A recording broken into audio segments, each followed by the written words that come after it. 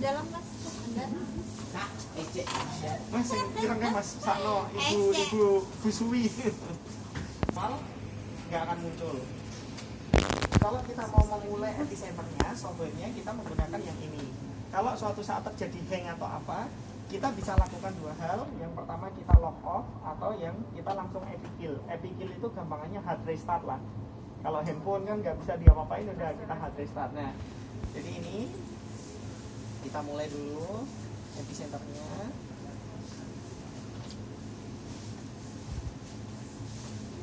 Nah, ini menu utama. Sama seperti yang kayak kemarin, di sini masih abu-abu. Berarti kita belum login. Loginnya apa? Ada di sini. Kita bisa buat baru atau mau pakai yang defaultnya BD juga boleh. Kalau defaultnya BD, username-nya adalah Backton Dickinson.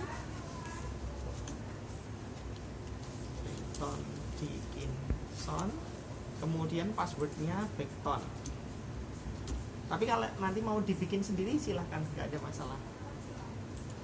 Nah, setelah ini semuanya sudah aktif. Semuanya sudah aktif.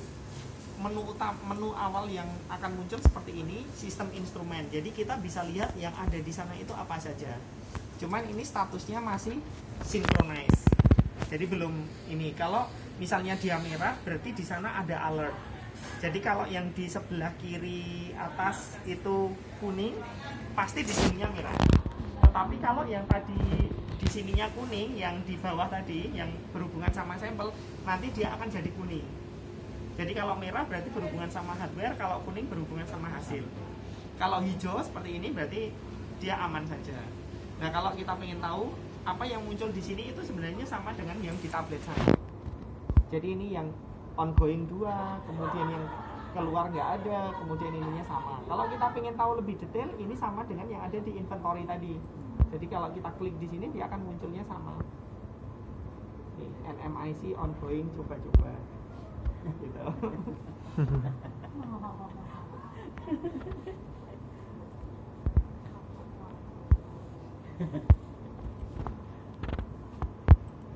Nah, sesudah itu di sini ada menu user log on atau log off. Kemudian di sini adalah specimen registration. Itu nanti kalau pas ngeprint yang di software Epicenter Overview ada juga. Jadi specimen registration ini adalah untuk semua yang berhubungan sama data pasien. Baik itu kita mau input ataupun ngeprint, semuanya di satu page. Kemudian yang ini ini sebenarnya juga bagian dari sini. Jadi ini udah di-ignore aja. Kemudian jadi yang penting si configuration. Ini kalau misalnya kita mau bikin user baru dan kawan-kawan. Oke, hari ini kita belajar ini dulu aja. Jadi tentang specimen registration.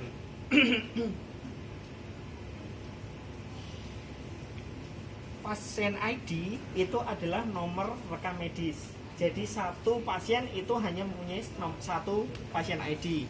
Tetapi satu pasien ID bisa punya beberapa accession number. Nah, jadi misalnya ini coba 01 gitu ya. Coba 01. Kemudian pasien name-nya misalnya apa Mas? Swastiko. Iya, swastika. Ya kalau malam memang gitu.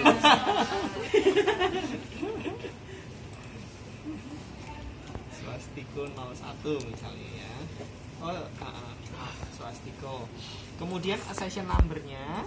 Nah, accession number-nya itu kita bisa pilih juga dari sini. Oh, setelah manual di sana tadi kita bisa pilih di Betul. sini ya. Atau misalnya kita sudah tahu nih di sana tadi nomornya apa, misalnya coba gitu ya. Nah, kita tinggal ketik aja. Coba. Nah, terus kita klik di sini nanti akan muncul. Oh, ternyata coba-coba. Kalau misalnya kita belum ada, dia nanti akan muncul garis asterisk biru. Asterisk biru itu berarti sesuatu yang baru dimasukkan. Gitu. Tapi karena kita tadi kan sudah masukkan di sana, jadi kita tinggal drop down dari sini. Jadi misalnya coba-coba ini, nah otomatis semuanya sudah akan muncul di sini. Nah, ini kan baru, kemudian ini baru. Specimen type. adalah hubungannya sama sampel. Ini sudah dibuatkan template di sini, tetapi misalnya selain ini apa, blood, CNS, sputum belum ada ya. Nah, misalnya sputum, kita ada dua pilihan, kita bisa masukkan dari database, kita bisa bikin langsung sebanyak, atau kita bikin satu-satu. Jadi misalnya ini saya ketik sputum, sputum kan baru bagi dia, kemudian kita klik di luar, dia nanti akan bilang sputum ini belum ada di database, apakah mau masukkan di database, would you like to open the coded link. Jadi tinggal yes.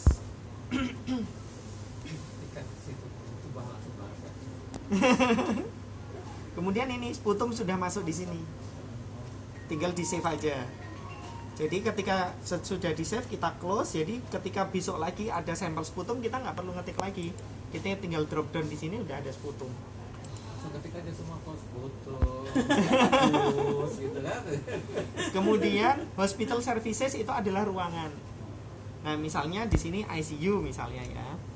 ICU kalau kita sudah masukkan sekali, maka sama kayak yang tadi. Nggak perlu lagi ya. Nggak perlu lagi. Ya, jadi besok lagi ketika kita drop down sudah akan muncul di situ. Nih, ICU tinggal save, kemudian close. Jadi kalau suatu saat ada sampel lagi, oh ICU sudah ada. Kemudian collection date sama receipt date. Kalau di beberapa tempat memang jarang banget yang memperhatikan ini. Jadi kalau ini, kalau misalnya nggak ada, tinggal kita drop down aja, nanti diklik di luar udah akan masuk jam sekarang. Iya. Jadi tinggal di drop down, klik luar. Kemudian body site itu misalnya, oh push-nya dari mana? Apakah luka operasi atau misalnya dari apalah abses apa gitu. Jadi kita bisa di sini kaki kanan, kaki kiri, misalnya darah, apakah dari tangan kanan, tangan kiri bisa dimasukkan di sini. Kemudian client ID itu adalah kalau kita menerima rujukan dari luar. Jadi misalnya, oh dari rumah sakit di Dirgahayu atau dari rumah sakit tentara atau apa, kita bisa masukkan di sini. Tujuannya apa?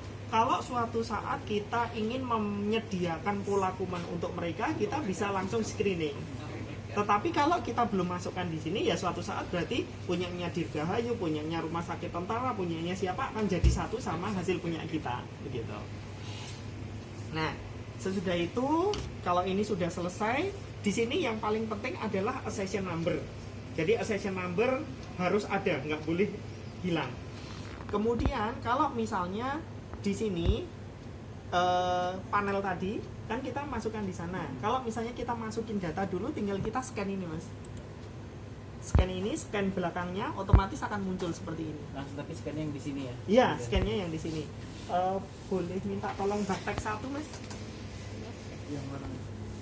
Baktek botol baktek. Yang ini. Nah, ini sebelahnya. Nah, botol baktek, yes. Jadi kalau yang pakai punyanya produk BD, misalnya ini kan baktek, saya scan di sini, nah dia akan langsung muncul baktek plus. Atau misalnya ini, misalnya ini pura-puranya panelnya yang tadi, saya tinggal scan aja, akan muncul juga YIS ID. Jadi kalau untuk yang kuning sama baktek kita scan, otomatis dia akan jalan sendiri. Kalau misalnya tidak kepakai, ya sudah, kita tinggal balikin ke sana. Yes. Kemudian kalau sudah, kita upload. Jadi kalau rapid login ini merupakan resume dari yang 1, 2, 3, 4. Jadi misalnya ini, kalau kita mau melengkapi data yang lainnya, itu bisa dari sini juga. Birth date, tanggal lahir, kemudian seksnya apa, kemudian admitting session. Nah, di sini ada dua untuk sessionnya, admitting session sama ordering session. Jadi kalau admitting itu adalah DPJP-nya, tetapi DPJP kan belum tentu meminta pemeriksaan. Jadi nanti yang akan keluar di hasil itu bukan admitting session, tapi ordering session, gitu. Kemudian komennya, misalnya pasien kondisi apa, silahkan komennya yang berhubungan sama pasien semuanya ada di sini. Kemudian kita masuk ke spesimen. Nah, spesimen type-nya ini sama dengan yang di rapid login tadi. Kemudian room-nya, ruangannya kalau mau ditambahkan bisa juga. Kemudian body site-nya itu sama juga karena di depan tidak kita isi. Kemudian client ID itu akan ketika di depan terisi, di belakang akan otomatis. Nah, dokternya yang penting ada di sini.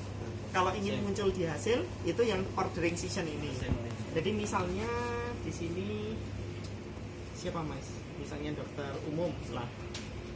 Bentuk anu aja cecep aja. Oke.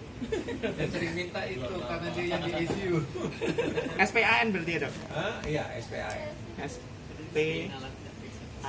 Nah, misalnya seperti ini mirip dengan yang tadi. Jadi sekali kita masukin dia nanti akan di database.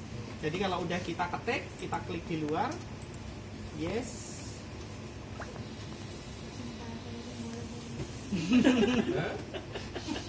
Kenapa? Kemudian save. Nah, jadi kalau dari sini sudah nih keluar, sudah ada. Jadi besok kalau ada lagi udah tinggal drop down aja. Ketika ada memang orang dimasukin. Nah, kemudian ini yang ngambil siapa, kemudian penerimanya siapa, semuanya bisa dimasukkan di sini. Termasuk misalnya spesimen komen, misalnya pushnya diterimanya di Spuit atau apa, jadi suatu saat kita bisa track di sini. Kalau pasien sudah mendapatkan antibiotik juga bisa ditambahkan di sini. Oh, ceftriaxone sudah dapat. Oh, bisa ketik gitu. Bisa juga, Dok.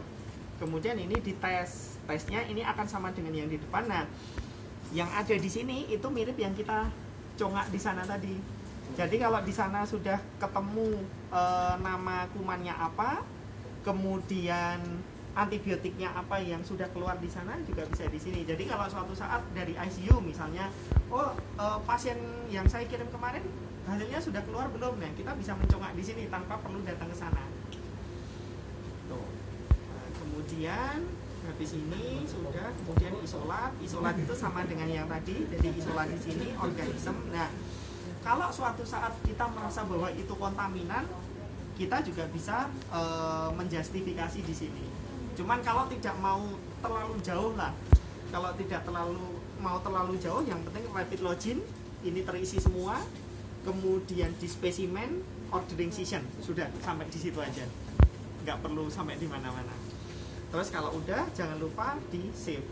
Selama kita tidak save berarti kita tidak dianggap tidak melakukan sesuatu.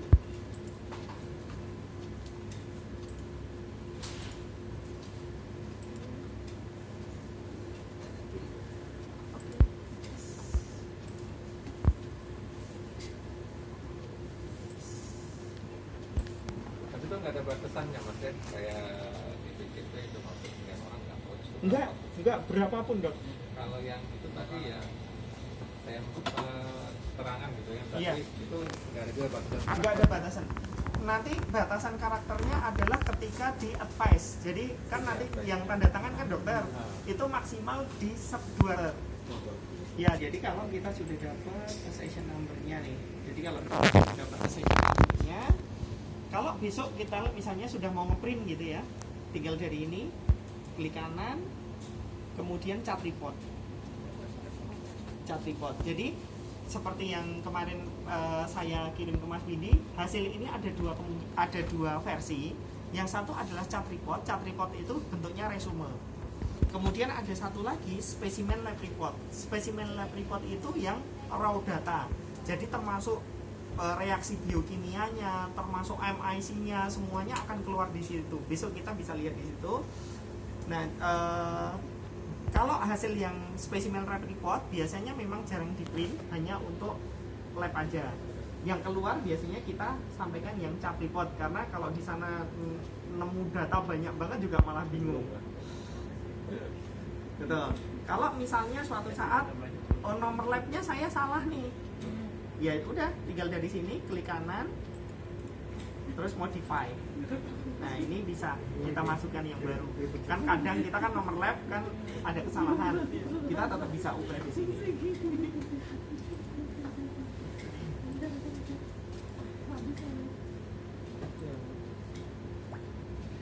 Sampai di sini cukup bingung.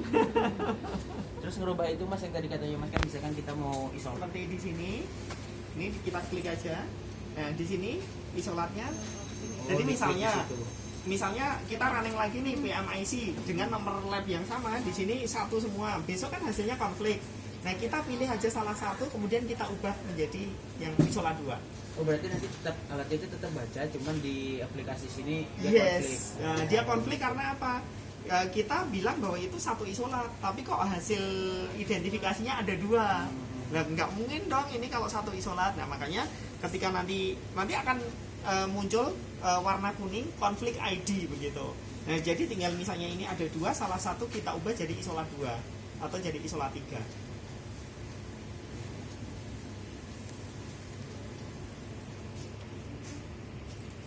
Sampai di sini cukup bingung.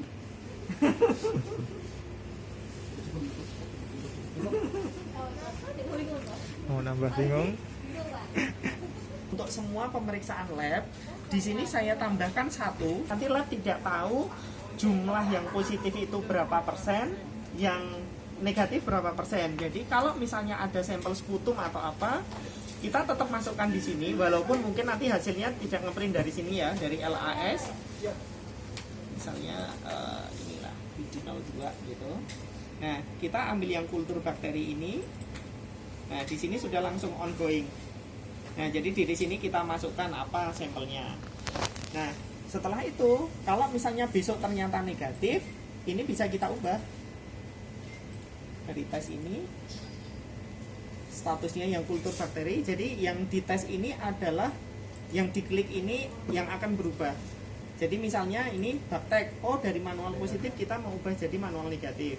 Kalau kita mau ubah yang ini ya sudah, ini tinggal klik, tes statusnya jadi apa? Misalnya terdapat pertumbuhan, kebalik. Sorry. Jadi misalnya ini, oh tidak terdapat pertumbuhan kalau sudah di save.